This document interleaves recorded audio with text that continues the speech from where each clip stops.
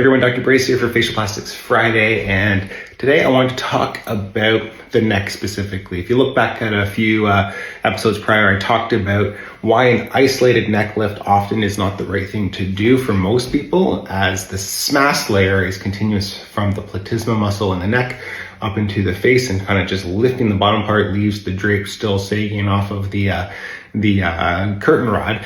And a lot of people like that analogy, and I've noticed in the last couple of weeks we've had a lot of emails and inquiries with people really seeking neckline definition. So I want to go back into this topic and talk a little bit more about what causes or what creates a really sharp neckline, and what aging or genetic factors cause that to not be sharp. You know, the neck that every woman wants, or most women want, is the Audrey Hepburn neck, the Nefertiti neck. If you look up the ancient Egyptian princess Nefertiti, she just had this beautiful jawline and neckline. And what that comes from, I got my drawing back up here again, is the contrast between the jawline or the mandible, your jawbone here, and then the structure inside the neck called the hyoid bone. And so the hyoid bone is this little bone. It's actually the wishbone, and it sits in the neck. You can feel yours up high just underneath your jaw, and it is basically suspending your larynx. And so in a man, this is what makes you look like you have a big Adam's apple, and that's the top, that's your voice box, and that's the top of your airway, your trachea, and that travels down your neck. And so when you have a hyoid bone that is far back and high, you get a really sharp neckline. If you combine that with youthful skin that's tight and a platysma muscle, this is the platysma here, this red striping area, that's this one that you can flex. It comes up over your jaw and becomes your SMAS. When that's tight and posterior and your hyoid is high and posterior, that's what creates that Nefertiti neckline, or that sharp neckline that most women are seeking. And so what happens? What happens with age? Well, with time, if you don't have a hyoid bone that's high and posterior, and it's in just a normal position like most people's, with time, your platysma muscle, this red muscle here, it starts to fall forward, and your skin becomes more lax. It loses elastin and collagen content and hydration content, so it becomes thinner, it becomes more crepey, and it starts to band. So you get these neck bands here that fall forward.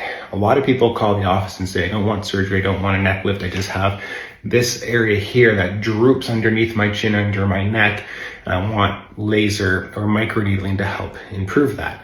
That doesn't work because it's not solely a skin issue, it's a muscle issue. And so how do we fix that? Well, there's a couple different strategies. You could make a little incision under the chin. You could lift the skin off the muscle. You could sew the muscle together and pull it anteriorly, and maybe cut out some of that muscle and tighten it up or snatch it up that way. And that would help create more definition. And we do that as part of a face and neck lift to get rid of those bands. For that to work, your skin has to be in really, really good condition, meaning it has lots of elasticity and it will kind of snap back and hold things up. So that's an isolated anterior neck lift that's appropriate for somebody in their 20s, 30s, maybe early 40s. After that point, usually you have to sew those bands together and also pull them back to reposition them. So you take that back piece there and you lift it up, and that's what tightens up the neck. And we usually anchor that to the bone behind the ear, the mastoid. And in essence, what we're doing is dealing with the drooping muscle belly here.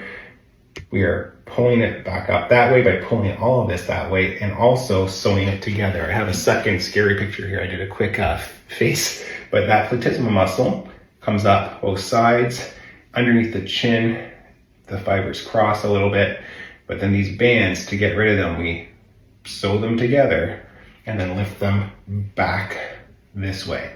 And so the image or the analogy that I use is, think of a hammock. Think of a hammock that we create under the chin. That's the platysmoplasty part, or sewing the bands together, that only under the chin. So from the edge of the chin to that hyoid bone.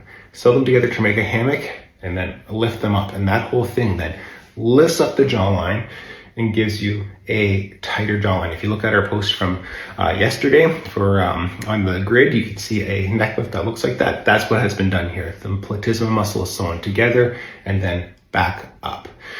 What do you do though if you don't have a low a high posterior hyoid? What if it's a low anterior hyoid?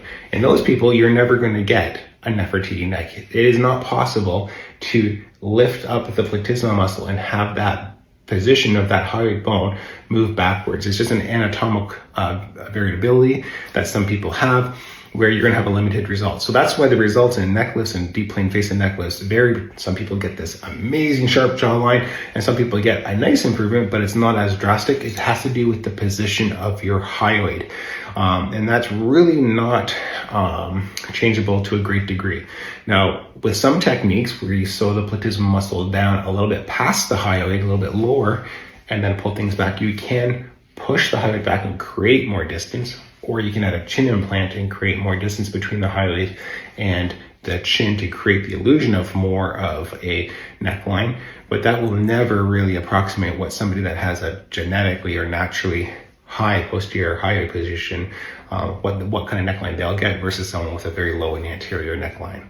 So in recap, for most people that are seeking neck rejuvenation from hanging skin and or hanging muscle, just tightening the skin alone, if muscle is involved, won't improve anything. You have to get deeper to the deeper issue.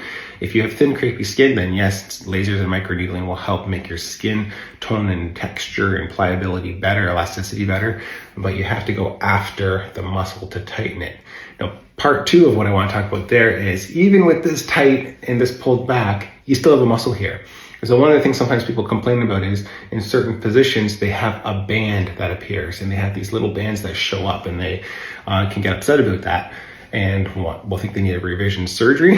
That's because you have a muscle here. And when you move, when you smile, it still contracts and you'll still be able to get banding. So in those situations, when it's not at rest, an issue where things are hanging from gravitational pull, if it's an activity, head positioning, turning kind of thing, then that's where Botox or neurotoxins come in, Dysport, Xeomin, those sorts of things.